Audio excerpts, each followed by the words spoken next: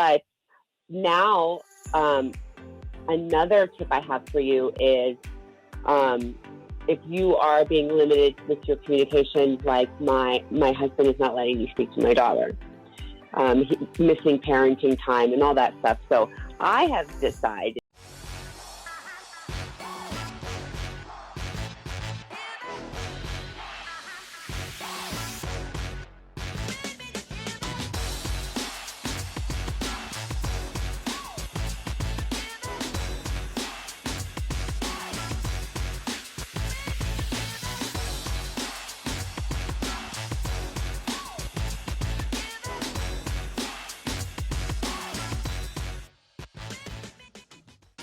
All right. This is Attorney Vince Davis. This is The Secret, How to Fight Child Protective Services and Win.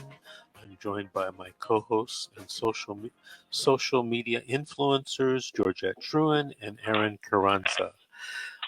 Before we take another call, Aaron, you wanted to give a tip? Go.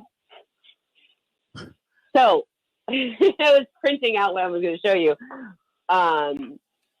I wanted to talk about, in one of my previous videos, I talked about writing to your child every day, getting a little journal and writing them, today was court or today was your birthday, because you're not allowed to talk to your child about what's going on during your case. And of course, they're going to have questions. I know my daughter did. But now, another tip I have for you is, if you are being limited with your communication, like my husband is not letting me speak to my daughter, he's missing parenting time and all that stuff. So I have decided to start writing little notes to my daughter and putting them in the mail. I found the brightest, shiniest, most sparkly envelopes I could, and she checks the mail with Daddy. So I knew that this wouldn't go under the radar, that she would see a sparkly little envelope. And so once a week, I write her a note. This is, dear Mama loves you, I miss you. And I put a picture of her and a little tiny picture in the envelope, and I send it to her. So she knows that I'm reaching out. I'm still trying to be in contact with her because, my husband is doing everything he can to limit our interaction. But, you're not going to break my bond when I have sparkly envelopes coming in the mail. So that was one of the tips that I had for you guys. Write letters to your children and actually mail them. That's a really good tip. You've come up with a lot of tips. You know what we should do? We should, between you, Georgette, and Amanda, and our hosts on the horror stories like Lucinda Pennington, we should get a list of tips and then self-publish a book and just give it away, digital version or on Amazon or something, because a lot of these tips, they're golden. And the problem is, I have them posted on our reunification site, so I can compile them easily. Right. Okay. Actually, Aaron, also, I think I have them written down. Yeah, but also the journaling too. I mentioned that to you before. Remember the journaling every day. Write down what you go through and what you've done throughout the day, and then your daughter can see that one day. Well, when she gets older and has questions, it's Christmas. I wasn't with my daughter, so this is how I was feeling, and so on and so forth. All right, everything. Let's take another call. Let's talk to Charles in Palm Springs. Charles, did you have a story to tell or a question to ask? Yes, sir, I do. I have a story and then maybe a question if I can real quick. I had lost my child. My wife and I lost our child, 8-year-old, and we lived in Hawaii for 7 years, came here to sell a home, grandmother's home, so a sibling of mine could have a place to live and her children. And so I rented 2 years it took us because of the problems with everything with the construction. But in the meantime, we're waiting around.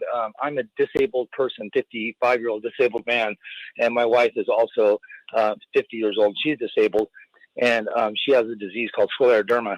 And we had taken this medication in Hawaii for many years.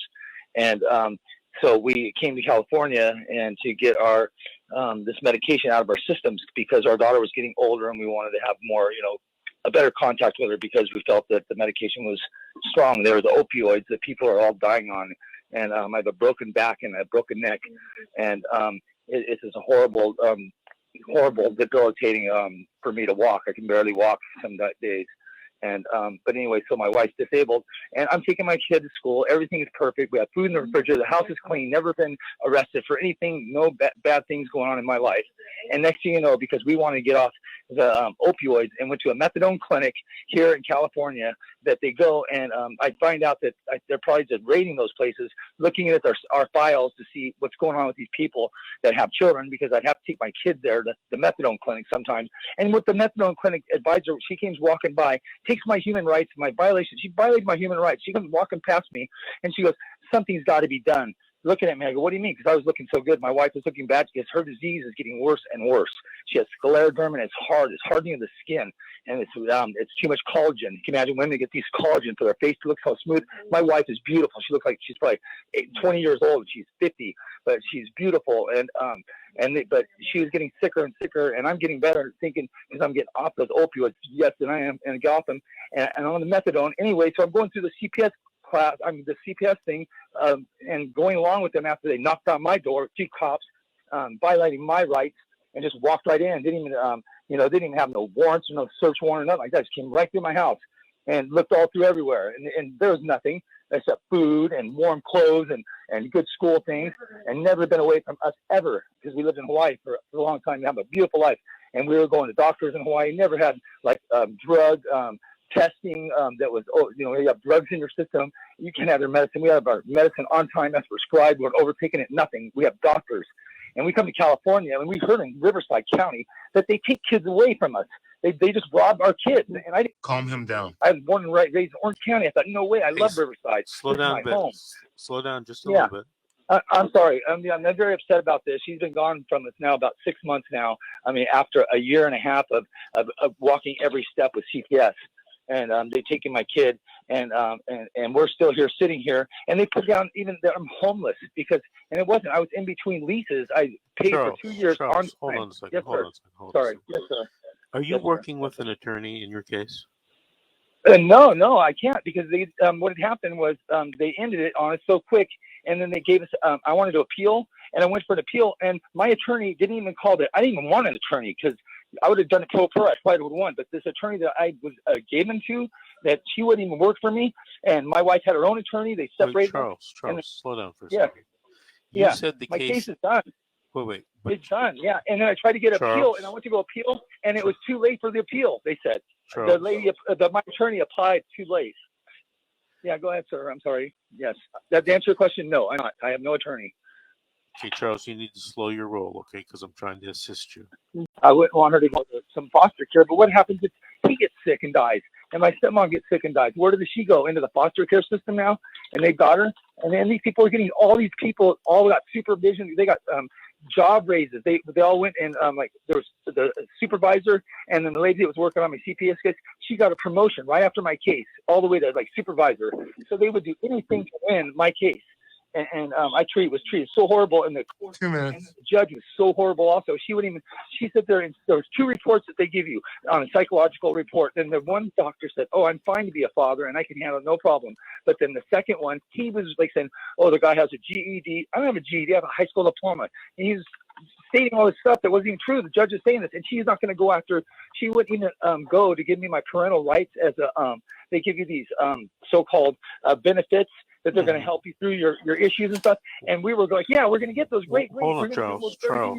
Yeah. Charles, what I want you to do is, because we're running out of time, got to take a break. Okay. I want you to give me a call at the office, 888-888-6582. There might be some information that I can give you to help you in this situation where your parents have adopted the child. Okay? 888-888-6582. Give me a call on Monday. I know it's a holiday, but leave a message, and I'll try to call you back on Monday, okay? Thank you, Vince. I appreciate your help. All right. Thank you for calling, and thank you for listening. Call us back in a month or so and give the audience an update and see what's going on in your case. This is The Secret, How to Fight CPS and Win. We need to take a break now. We'll be right back after these messages.